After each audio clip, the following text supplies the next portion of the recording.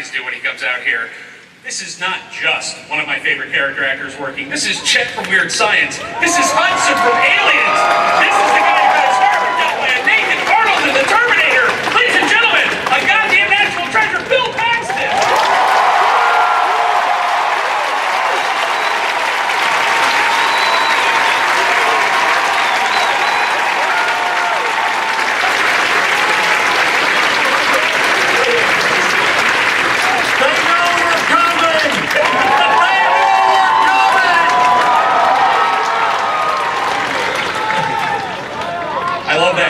Coming out of the crowd. Everybody knows. I just feel like I should be standing up. Well, sir, I love this particular piece of footage. It sells the scope of this film in a way that I had not seen before, and it looks gigantic. I just saw it from kind of looking up at it, and good Lord, that's the first time I've seen it. But oh my gosh, I'm kind of shaking from it. It's what's amazing is, I mean, you've been part of the modern evolution of the action film. You worked with Cameron on Terminator, you worked with him again for Aliens, and those were so practical based as films. Obviously, Lehman's got digital tools he's playing with here, but this looks very gritty and very real world in terms of the way it feels. Can you talk about this one and sort of how it came together, the suits and the aliens and everything else?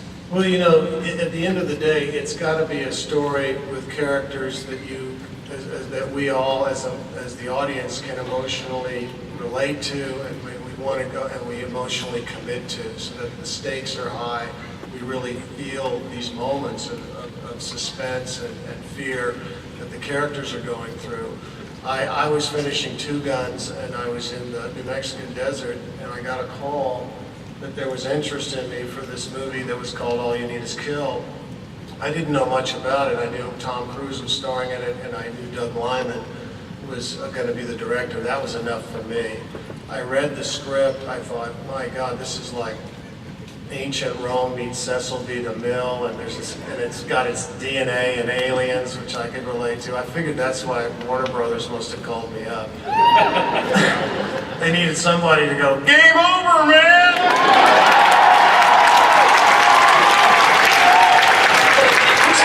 Would your character in this film have put up with your character in Aliens?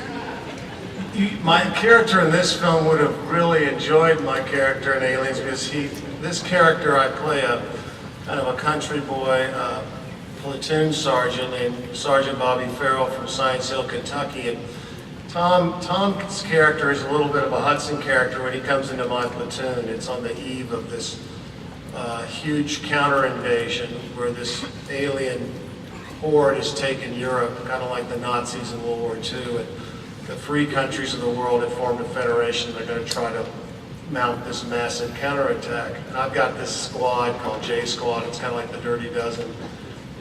Tom's put into my platoon, and I'm told that he's a deserter who's been impersonating an officer. But instead of being down on him, I'm like, oh son, you're going to be born again.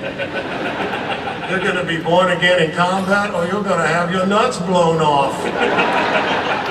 And so I think, like Hudson, who is very braggadocious, Tom's character comes into it like the later part of Hudson. You know, he's shitting green bananas from the beginning. And so he ends up in this eve of this invasion, and these things, we call them mimics because not only are they deadly and they're ferocious and they're fast as hell and hard to kill, but they seem to be able to anticipate whatever we're going to do, so they're always one step ahead of us. And we go into this invasion, and it becomes like a slaughterhouse very quickly, and it becomes game over, man, really quick. But Tom's character wakes up again in this kind of Groundhog Day kind of fashion. You're not sure why he's reliving this day, and that's where it starts. Doug Liman was the director. I've always found very innovative and got a great sense of humor. And this film has a real dark, sardonic sense of humor.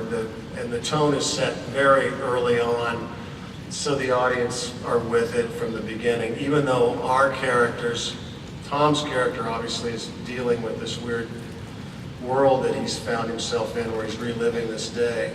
But we don't know what's going on with him, so it gets weirder and weirder. But it's the first time I've seen the trailer, and Man, I'm very excited to be a part of it. Well, I know that it looks like for Tom, it's a really, really physical role, like having to wear the suit, having to get comfortable in it. Even if that's a prop suit, I'm sure it was still not an easy thing to wear and wield during the fighting scenes. No, I got over to England. What was cool about this too for me was it was going to be shot in England, where we shot Aliens. We shot at the Leavesden studio, the Harry Potter studio in West London.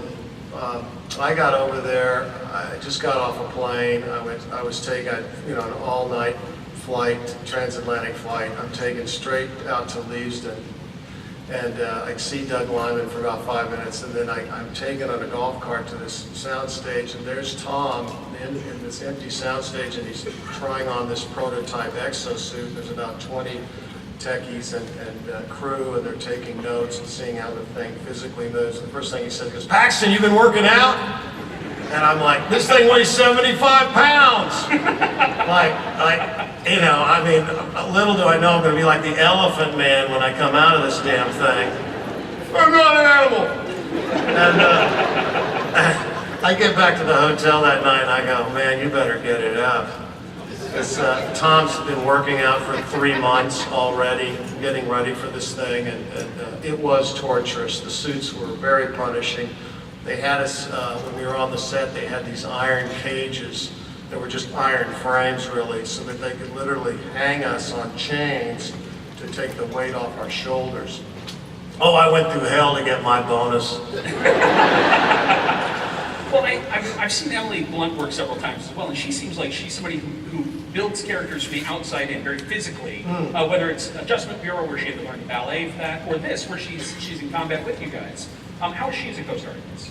She's terrific. Unfortunately, I didn't have any scenes with her per se, but we all co-commiserated. Tom was the ringleader who would just say, come on, let's go, let's put on the suits," and we're all like, "Oh God, not again."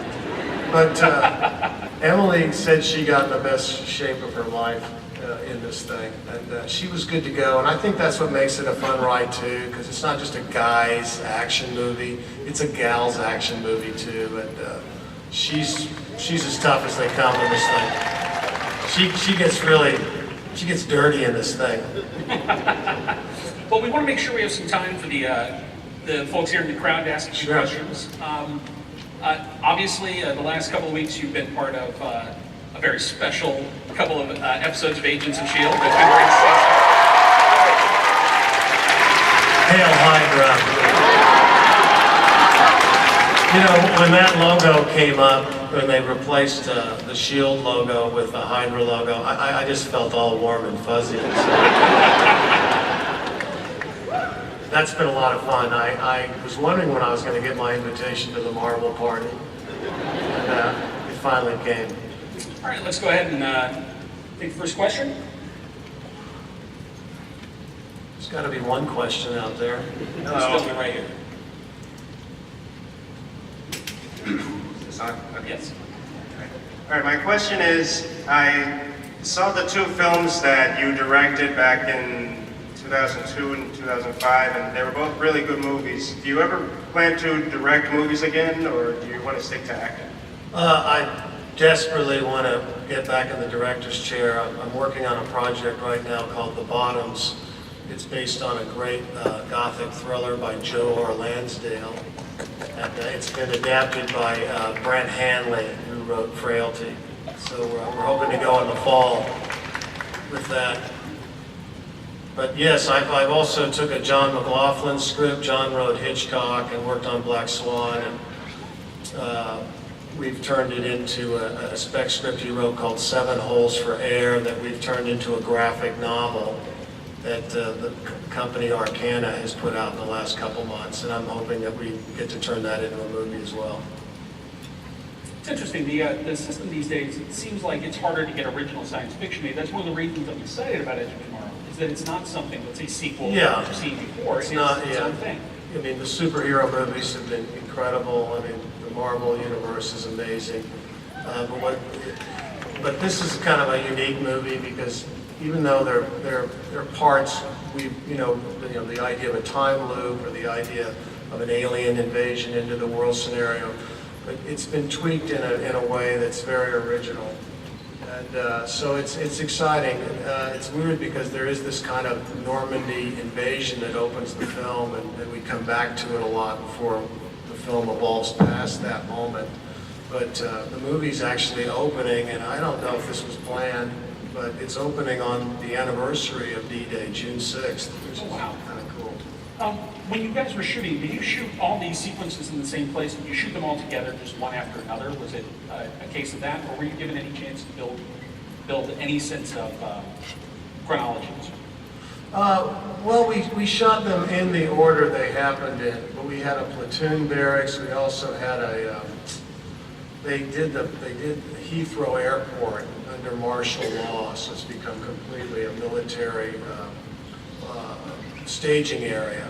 They did that on the back lot. They also did this whole Normandy Beach thing, which is one of the most amazing sets I've ever seen, on the back lot of Leavesden. And then we had, on some of the sound stages, we had the barracks and the platoon and all that. And it really was kind of weather dependent. If it was not, in England, if it's nice out, you're shooting outside. You have to take advantage of that. So we would jump back and forth depending on the weather, really. Yes. Yes, my name is Claudio. I was just wondering if you remember playing a transvestite in a movie called Safety First in 1978. Safety First, is that the sequel to Harold Lloyd's film? Do you remember that? 1978, Daniel Arthur Ray. Oh God, oh okay, yes. I thought that was also in the movie. I thought it was called Dress to Deliver. That's right. I kind of like that title. You do remember it then? Yeah, I do remember. Thank you for remembering it too.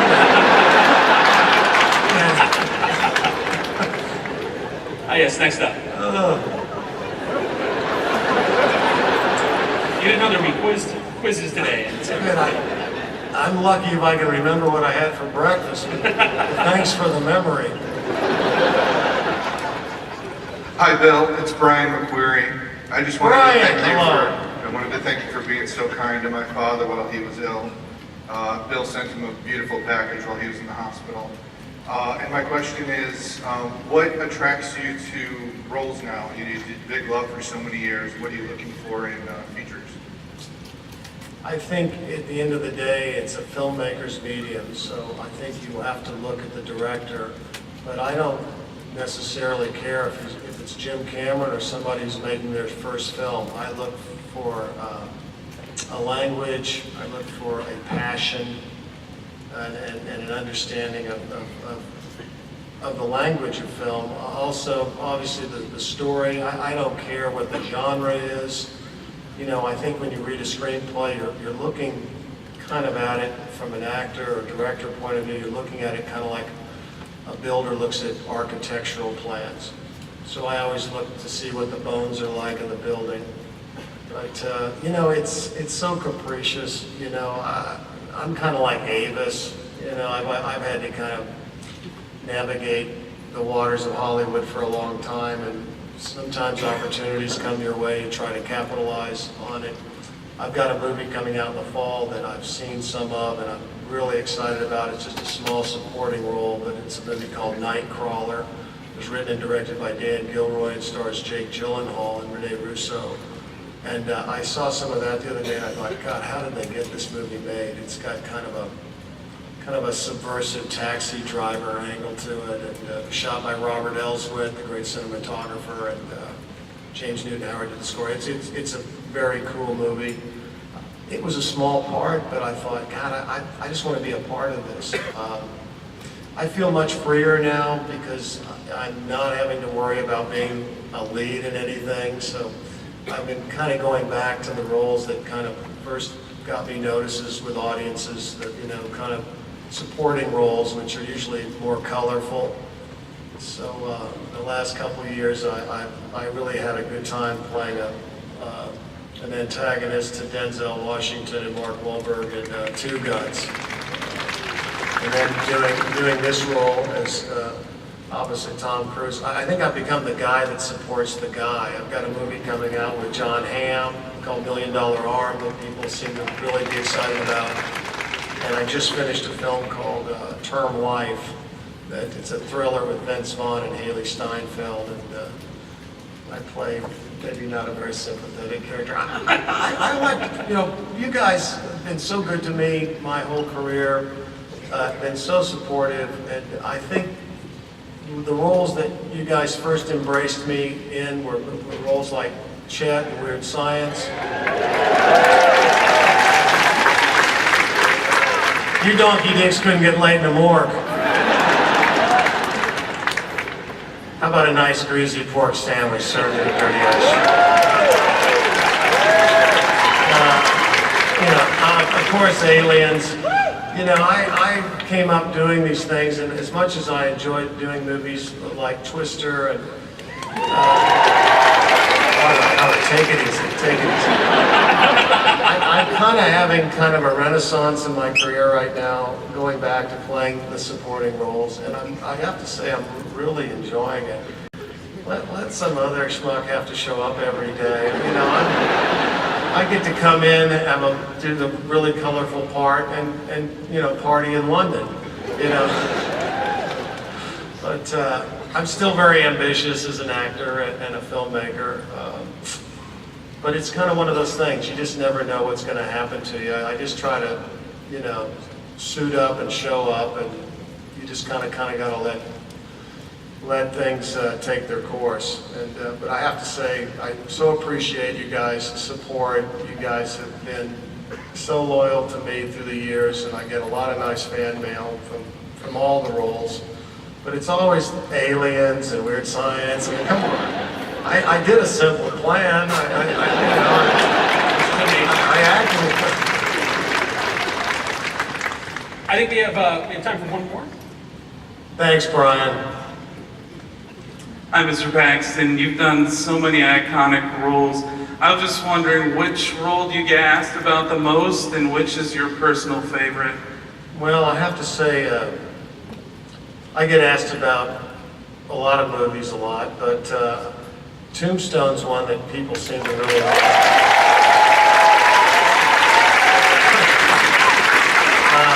True Lies is one that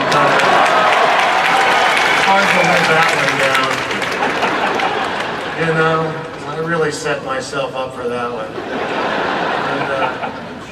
And, just different ones, you just never know. The Dark Backward, who knows these things? But Apollo 13 is certainly a movie you can remember. I mean, it's not every day you can say, I'm so hungry I can eat the ass out of a dead rhinoceros. I mean, that's poetry. Author. It's been a crazy journey. Titanic, that wasn't too bad. I mean, if James Cameron's going to be making 3 Avatar sequels, please tell me. Come on, Jim. Jim. You gotta be there somewhere. Jim, come on. Yeah. I describe when Jim Right. calls me up as like the bat phone ringing. Yes, Commissioner Gordon. What do you want to do? Set myself on fire? I'm there. I'm in. Fall off a building? Sure. Tell people I have a little dick? I'm in, Jim. I'm in. I'm telling you, I'm in. Start writing your letters. Let's make that happen, guys. One more time, everybody, Thank you. please.